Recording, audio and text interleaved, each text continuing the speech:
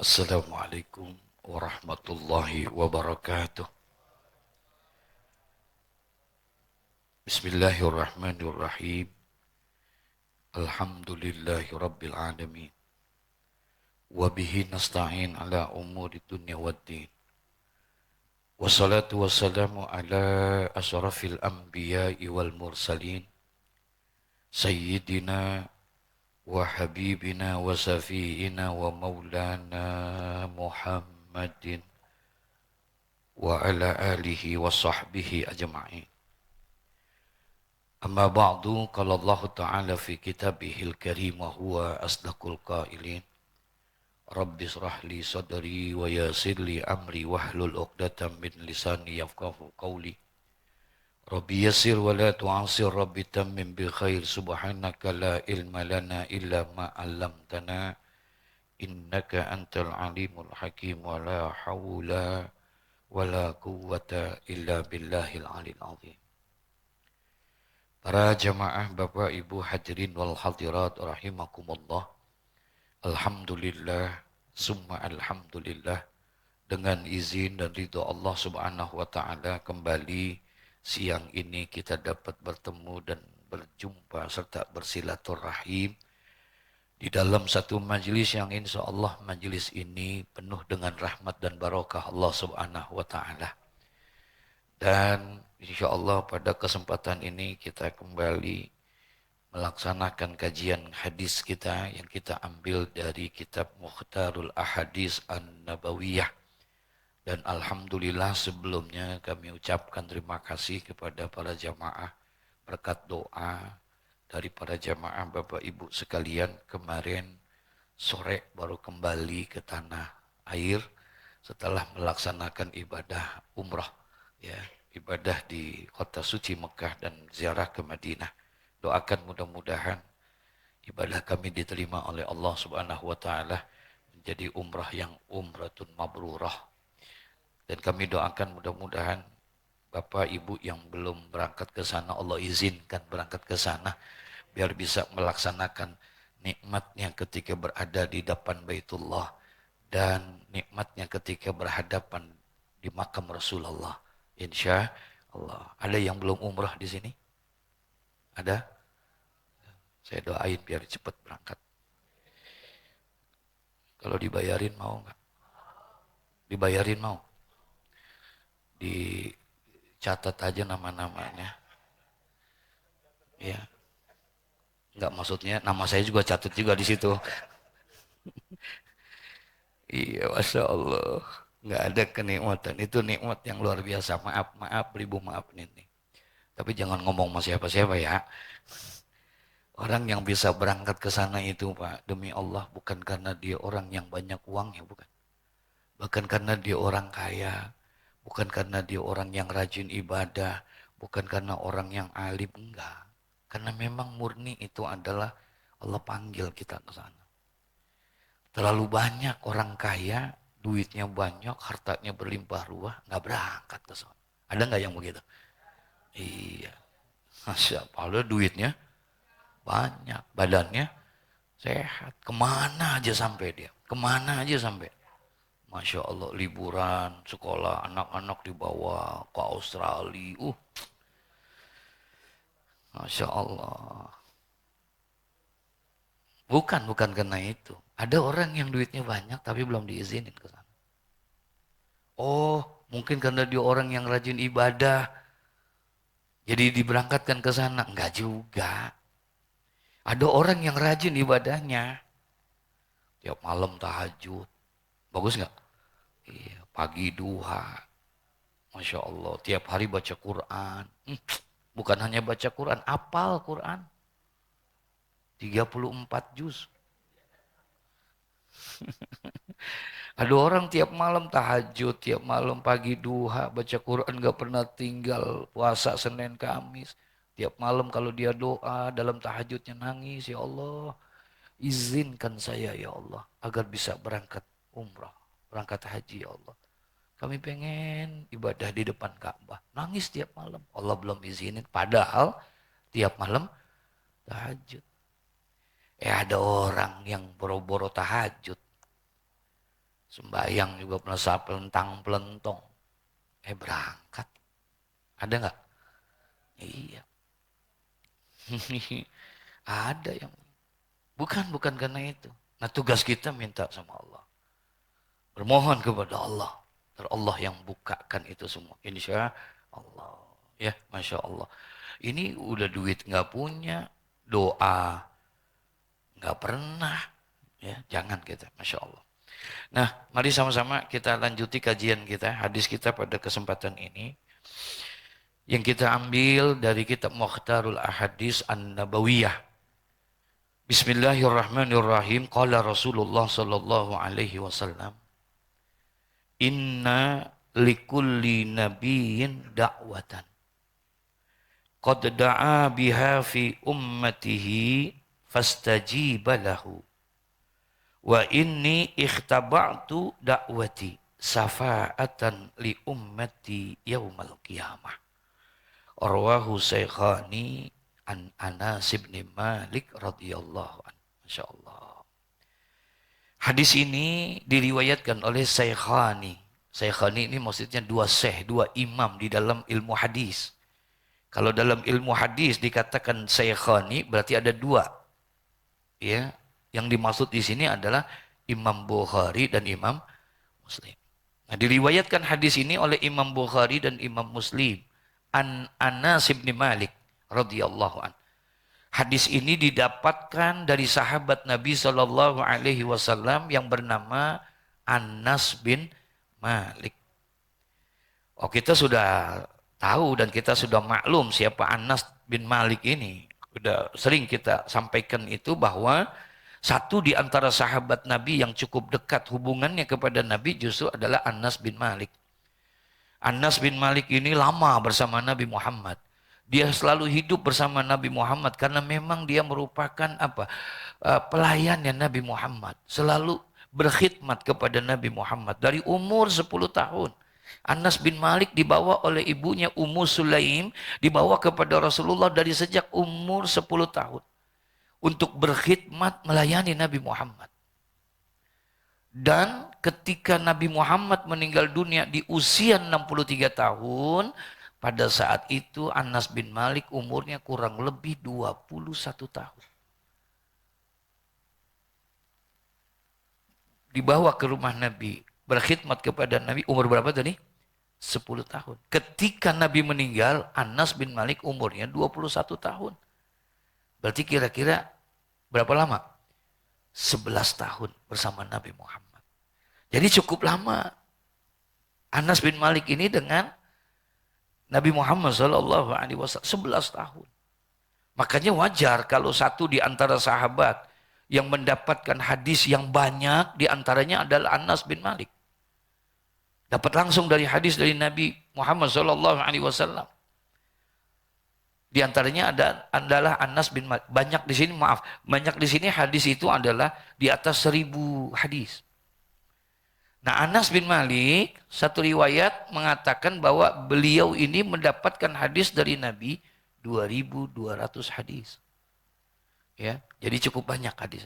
Nah, satu di antaranya ini yang diriwayatkan oleh Imam Bukhari dan Imam Muslim, di mana Sayyidina Anas bin Malik beliau berkata bahwa dia telah mendapatkan hadis dari Rasulullah sallallahu alaihi wasallam. Qala Rasulullah sallallahu alaihi wasallam, bersabda Nabi Muhammad sallallahu alaihi wasallam. Apa katanya? Inna likulli nabiyyin. Sesungguhnya bagi setiap nabi-nabi, setiap para nabi, ada istilah nabi, ada istilah rasul. Dua istilah yang berbeda. Ya, nabi, rasul, mereka adalah orang-orang pilihan yang dipilih langsung oleh Allah Subhanahu wa taala.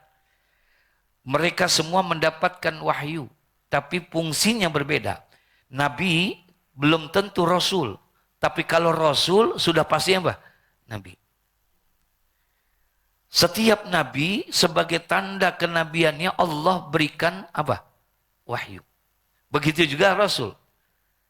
Tapi bagi Nabi ketika mendapatkan wahyu dari Allah tidak ada kewajiban untuk menyampaikan wahyu itu kepada umat. Cukup buat siapa? Buat dirinya saja. Jadi dia tidak ada kewajiban untuk menyampaikannya kepada umat. Beda dengan Rasul. Kalau Rasul dia dapatkan wahyu dan dia punya kewajiban untuk menyampaikan dakwah kepada Nabi Muhammad, kepada para umat-umatnya. Makanya jumlah di antara Nabi dan Rasul jauh berbeda. Konon katanya Nabi itu jauh lebih banyak, 123.000 Nabi. Sementara Rasul hanya sekitar 313 Rasul. Nah, Anas bin Malik memberikan informasi ini ketika Rasulullah bersabda, inna likulli nabiyyin, sesungguhnya bagi setiap para nabi-nabi itu dakwatan, mempunyai satu doa sebagai doa pamungkas. Apa doa pamungkas itu? Doa yang paling, senjata yang paling utama. Semua nabi punya doa itu. Semua Rasul diberikan doa-doa pamungkasnya. Semuanya. Yang apabila mereka mengangkat tangannya, mereka berdoa kepada Allah, pasti doa itu diapain? Dikabulkan oleh Allah. Semua para nabi punya itu.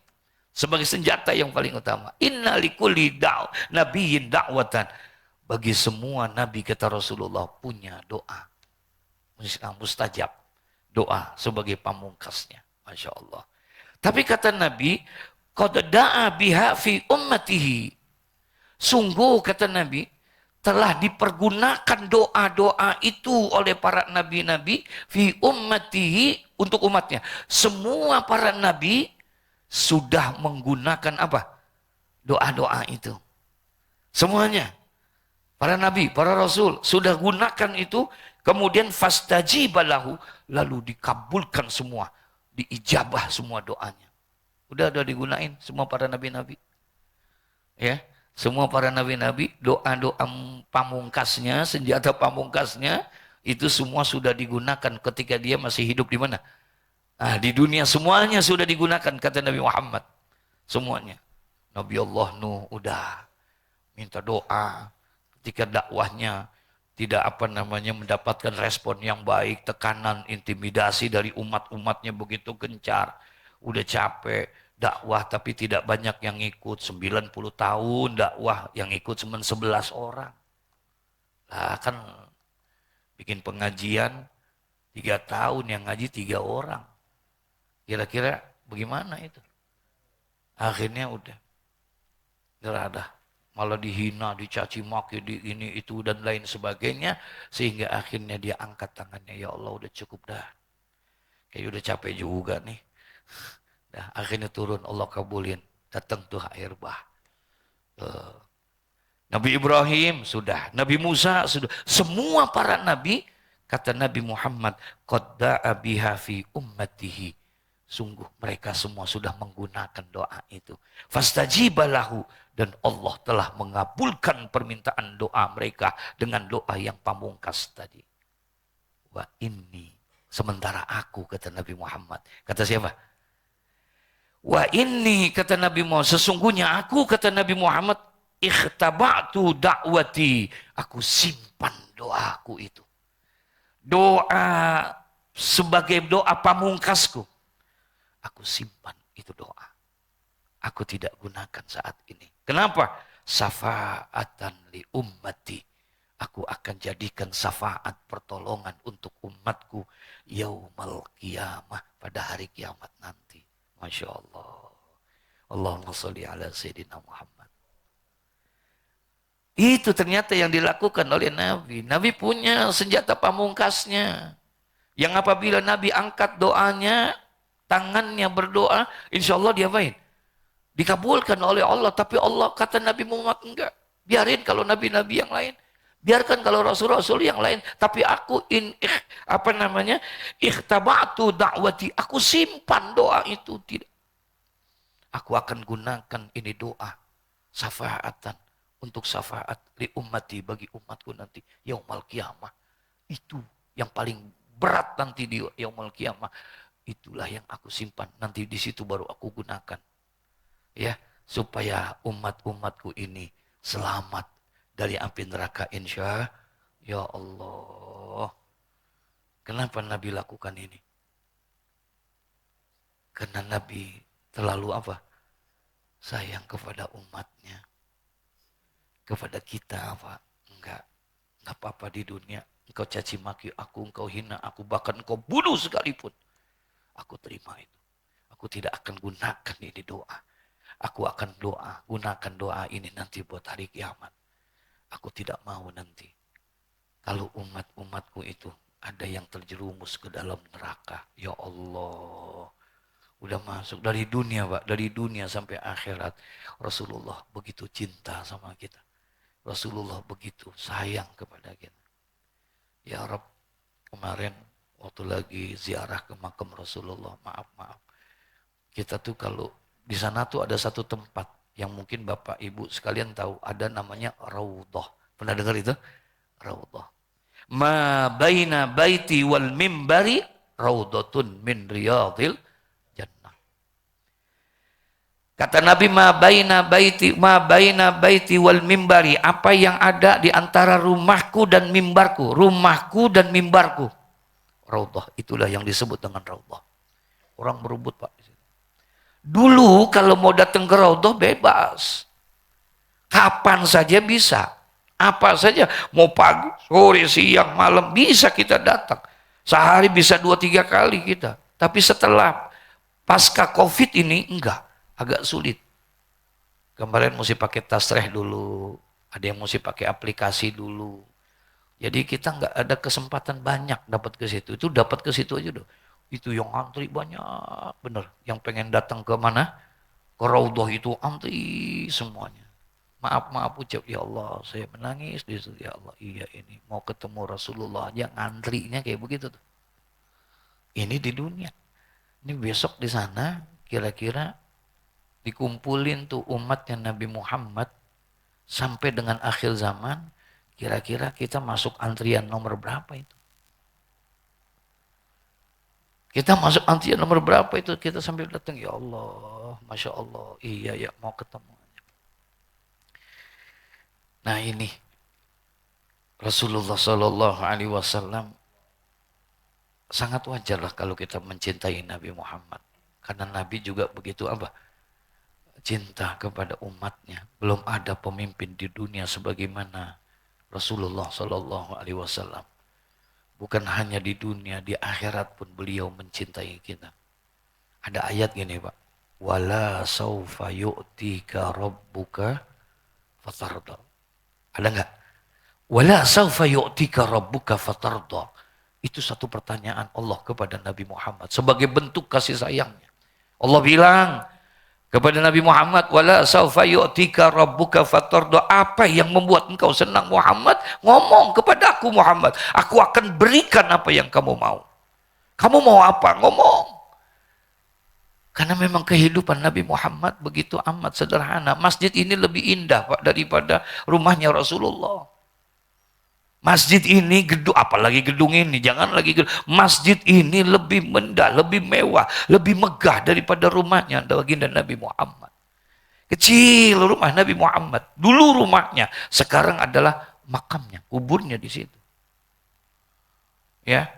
Pantas kalau Bung Karno konon katanya ketika dia mau datang berziarah ke makam Rasulullah, dia buka itu semua alma mater kenegaraannya dia. Dia copotin itu semuanya. Nggak pantas kalau aku datang memakai ini semua. Sementara yang aku datangi adalah Sayyidul Anbiya wal Mursalin. Dia buka itu semuanya. Ketika baru masuk Babu Salam, Bung Karno belum pernah nangis Pak. Tapi ketika datang ke situ nangisnya luar biasa. Berhadapan kita dengan Rasulullah, kita lihat itu. Nggak kuat kita, baru sekedar mengucapkan assalatu wassalamu alaika ya Rasulullah. Assalatu wassalamu alaika ya Nabi Allah. Udah nggak kuat kita menangis. Ketika kita berhadapan di situ, kita ingat bagaimana, ya Allah, iya ya. Tapi beliau, Masya Allah, ditawarin sekarang yang nawarin Allah. Mau apa engkau? Engkau pengen harta, pengen kaya. Kalau engkau pengen itu, kata Allah, aku akan jadikan Jabal Uhud Jabal Uhud itu gunung yang terbesar yang ada di kota Madinah. Kalau memang kau pengen harta, kata Allah kepada Nabi Muhammad, kalau engkau pengen punya kekayaan, harta yang berlimpah ruah, kalau itu yang kau mau, aku akan jadikan itu gunung Uhud menjadi emas semua, dan aku akan berikan kepadamu. Masya Allah, emas sebesar apa? Gunung. Kalau memang itu yang membuat engkau senang, aku akan jadikan itu. Bagi Allah bisa nggak? Bagi Allah bisa nggak? Iya. Aku akan jadikan itu Jabal Uhud untuk engkau. Emas sebesar itu. Atau engkau pengen menjadi apa? Punya jabatan, kedudukan. Aku akan berikan itu semua. Nabi diam, bertunduk. Apa kata Nabi? Izan ya Rabb.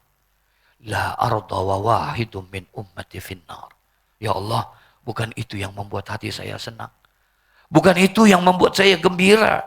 Bukan itu yang membuat saya menjadi ridho. Ya Allah, bukan. Bukan harta dan kekayaan. Bukan gunung emas yang kau berikan. Bukan itu. Lalu apa yang kau pengenkan?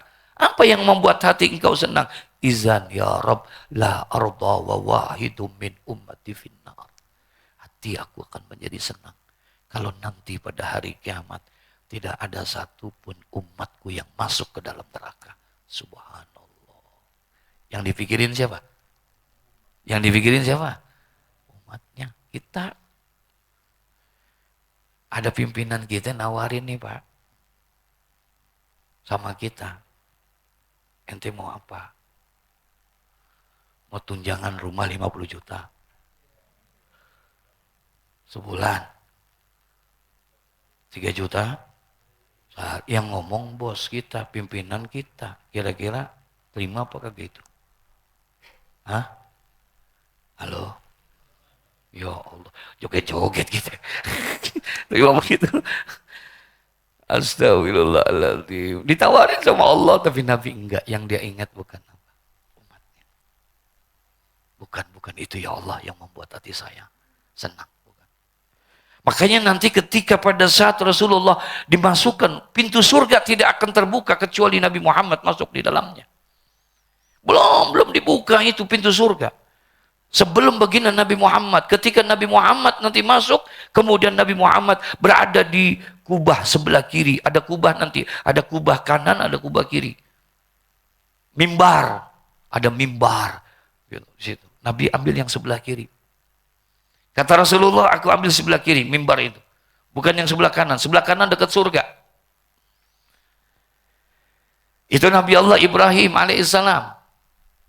Aku diberikan mimbar dan aku minta mimbar itu sebelah kiri. Kenapa? Sahabat nanya, ya Rasulullah kenapa tidak yang di sebelah kanan? Kan itu dekat sama apa? Surga. Kenapa engkau yang dekat sama neraka justru di situ? Iya, aku lebih baik di situ.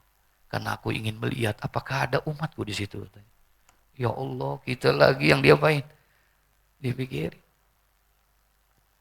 Semua orang minta, Rabbi salim nafsi. Semua nabi.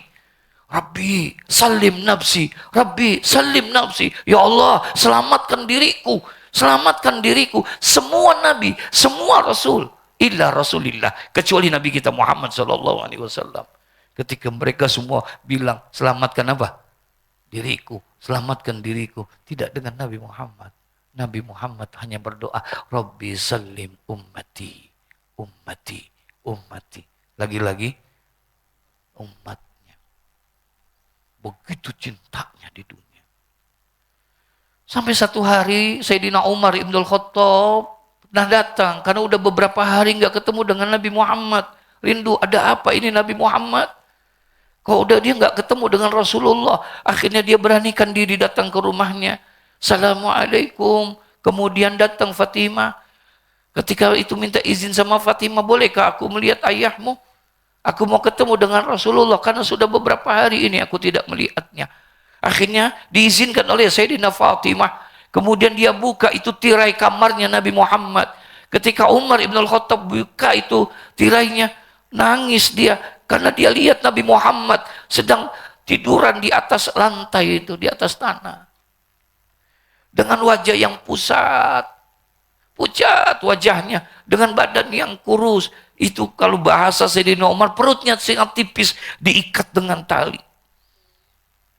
Diikat dengan sorbannya Nabi Muhammad.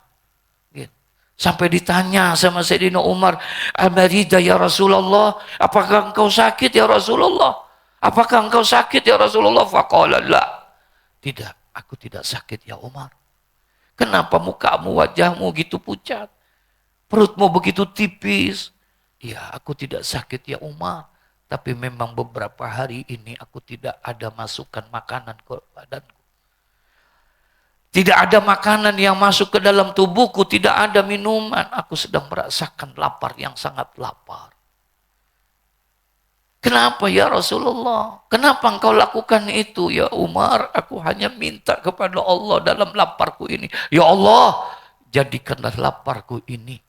Aku rela lapar seperti ini asal jangan engkau ampuni dosa-dosa umatku nanti yaumul kiamah. Ya Allah. Rela mengorbankan dirinya. Dia rela, lebih rela lapar, selapar-laparnya. Yang penting nanti umatnya selamat yaumul kiamah. Masya Allah. Adakah pemimpin yang seperti itu? Adakah pemimpin yang rela mengorbankan hal yang seperti itu? Masya Allah. Masya Allah. Nah ini baginda Nabi Muhammad. Ini satu contoh. Doanya disimpan sama dia. Padahal kalau dia berdoa, aman nggak? Aman. Selamat semua. Selamat itu semua. Saya datang ke Taif kemarin. Ketika datang ke Taif, Masya Allah, itu satu tempat di mana Rasulullah Shallallahu Alaihi Wasallam pada tahun itu disebutnya Amul Hazan, yaitu tahun yang penuh dengan duka cita, tahun kesudihan. Karena pada tahun itu istri Rasulullah Sayyidatuna Khadijah meninggal dunia. Yang kedua, pamannya beliau, Abi Thalib, yang merawat Nabi, yang membesarkan Nabi, yang semuanya, bapaknya Ali bin Abi Thalib, meninggal juga. Dulu ketika Sayyidatuna Khadijah masih hidup, ketika Ali bin Abi Thalib Abi Thalib masih hidup, orang Arab itu takut untuk mengganggu Nabi Muhammad. Karena Abi Thalib dan Khadijah ini figur yang dihormatin. Nggak berani. Pas ketika mereka meninggal dunia, istrinya meninggal, kemudian Abi Thalib juga apa? Oh, begitu gencarnya tekanan orang kafir Quraisy kepada Nabi Muhammad. Begitu kencangnya itu intimidasi, begitu luar biasanya. Sampai akhirnya Nabi merasakan, Masya Allah berat benar ini dakwah. Mau dakwah susah, ini susah. Akhirnya ngambillah satu. Kemana? Pergi ke Taif. Hijrah Nabi. Sebelum hijrah Mekah Madinah, ke situ dulu Nabi. Dalam kondisi yang seperti itu, berangkat ke Taif. Dengan apa? Dengan harapan mudah-mudahan di Taif dakwahnya bisa diterima. Dan nanti umatnya bisa jadi banyak. Tapi ternyata ketika sampai di sana, amat sangat memprihatinkan. Bukan mendapatkan sambutan, tapi mendapatkan apa? Sambitan-sambitan dari ini. Bukan yang tua menyambitkan, bukan yang muda, anak kecil Pak, menolak Nabi Muhammad. Dilempari batu Nabi Muhammad, berdarah keningnya, berdarah, luka badannya dan lain sebagainya. Jangankan sahabat, malaikat pun iba dengan itu. Sampai-sampai malaikat penjaga gunung itu berkata, ya Muhammad, kalau memang engkau izinkan, aku akan angkat ini gunung-gunung yang ada ini. Aku akan timpakan mereka semuanya. Aku akan hancurkan karena mereka telah menyakiti dan menzalimu ya Muhammad. Yang ngomongnya malaikat. Apa kata Nabi? Jangan. Mereka melakukan itu karena mereka nggak tahu saya. Biarkan. Nanti aku berharap mudah-mudahan anak keturunan mereka semuanya akan kembali ke jalan Allah. Subhanallah. Nabi tetap enggak. Di Taif seperti itu Nabi Muhammad Sallallahu Alaihi Wasallam. Ya minta di ini kan tapi enggak Nabi. Itu tahun yang sangat duka cita buat Nabi Muhammad. Kalau dia mau berdoa sebetulnya bisa enggak? Bisa aja Nabi. Tapi Nabi enggak. Kenapa? Ada satu keadaan yang sangat berat sekali. Yaitu di mana? Hari kiamat. Kalau dunia sih sebentar. Sebentar, demi Allah hanya sebentar. Dunia ini hanya sesaat. Sebanyak apapun duit yang kita miliki, setinggi apapun jabatan dan kedudukan kita, itu hanya sebentar. Kekal atau tidak? Kekal atau tidak? Enggak, sebentar. Paling berapa? Paling usia kita 70 tahun. Selesai sudah. Harta kita yang begitu banyaknya enggak akan ke bawah tuh, rumah yang megah, mobil yang mewah, duit yang begitu banyak. Ketika kita meninggal dunia, selesai sudah. Betul 3 yang mengiringi kita. Kata Nabi, apabila ada seorang manusia meninggal dunia, dimandikan dia, dikafankan dia, disolatkan dia, ketika itu dikuburkan dia, ketika jenazahnya dibawa mau ke alam kubur, ada 3 yang mengiringi, kata Nabi Muhammad, ahluhu wa maluhu wa amaluhu. 3 keluarga, harta dan amal itu. Tapi sampai di kuburan apa kata Nabi? Sayang 1000 sayang, wa yabqa wahidun. Yang tinggal di dalam kubur hanya apa? 1, yang 2 pulang. Keluarga kita pulang nggak? Pulang. Keluarga kita pulang. Nggak, bohong. Ada yang mau nemenin kita meninggal dunia dalam kubur kita. Biar kata bagaimanapun itu, maaf. Masya Allah, jangan lagi kita istri kita, Pak. Kita nih ngomong udah, waduh, sehidup apa? Semati sama bini kita, cintanya luar biasa. Bini kita mati. Sedih nggak? Tuh. 2 orang yang jawab. Waktu istri kita meninggal dunia sedih nggak? Nangis nggak? Nangis, Pak. Tapi yang sebelah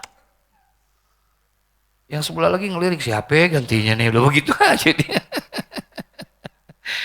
Enggak, kita nggak akan mau nemenin dia. Lah ngomong doang itu.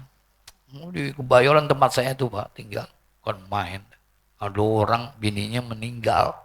Maaf ucap nih, ya. Ini yang meninggal kan, saya datang takziah ngelayat gitu ke rumahnya. Wah, dipelukin saya. Pak Kiai, Pak, Allah tidak adil, Pak. Tidak adil kata dia. Saya bilang, Masya Allah, kenapa emang? Ini kenapa harus istri saya yang meninggal dunia? Kenapa bukan saya aja? Ya, lebay. Saya bilang, nih orang, kenapa harus itu? Begitu kata dia. Ini istri saya begini. Udah kita udah 30 tahun hidup bersama, bina rumah tangga, senang, suka dan lain sebagainya. Kenapa harus dia? Kenapa bukan saya dulu? Dah saya bilang ikhlasin. Ya, redoin. Insya Allah kalau ada seorang istri meninggal dunia, suaminya redo, pintu surga terbuka, ikhlas. Nggak bisa, saya nggak terima. Waduh. Saya bilang bukan main. Udah, akhirnya istrinya dimandiin. Nangis saja. Dikafanin, nangis saja. Sholatin, nangis. Orang pada bayangin dia kagak. Astagfirullahaladzim. Tuh, manusia tuh, Pak. Dibawa tuh jenazah, paling depan dia, la ilaha illallah, nangis. Sampai tuh di kuburan. Mau dibuka tuh keranda, mau diangkat nih. Jenazahnya pengen diapain? Pengen dimasukin, teriak dia. Wah, saya jadi kaget. Semua minggir semua. Minggir, jangan dari yang sentuh itu keranda itu. Minggir semua. Lah orang pada takut. Saya liatin aja nih lagunya ngapa begini nih orang. Apa yang dilakuin mau dia? Minggir semua. Udah. Ya Allah. Tahu-tahu Pak, maaf ini. Dia jalan kenceng, dia loncatin tuh. Apa namanya? Kerandanya. Kurang batang ya, dia lompatin sama dia. Balik lagi. Akhirnya saya kesel, saya panggil aja dia. Lu ngapa begini lagu lu? Siapa yang ngajarin begini? Kenapa lu segala macam? Begini sampai loncat-loncatin ini. Apa kata dia? Yai, maaf Yai, saya mau jalanin wasiat dari bini saya. Bini saya udah pernah wasiat. Kalau lu mau kawin lagi, langkahin kurang batang gua. Begitu. Akhirnya mau gak mau dia. Tuh mah. Jamaah al-maghfirah yang begitu mah. Semua nggak ada yang amal kita. Ya, itu yang nemenin tinggal kita, Pak. Rasulullah udah begitu sayang sama kita. Kira-kira kalau kita cinta sama Nabi pantas nggak? Nggak pantas nggak? Iya. Bagaimana tumbuhkan kecintaan kita kepada Nabi Muhammad? Jangan bicara tentang cintai Nabi Muhammad. Nabi Muhammad terlalu cinta sama kita. Mau diambil rohnya saja masih ingat kita.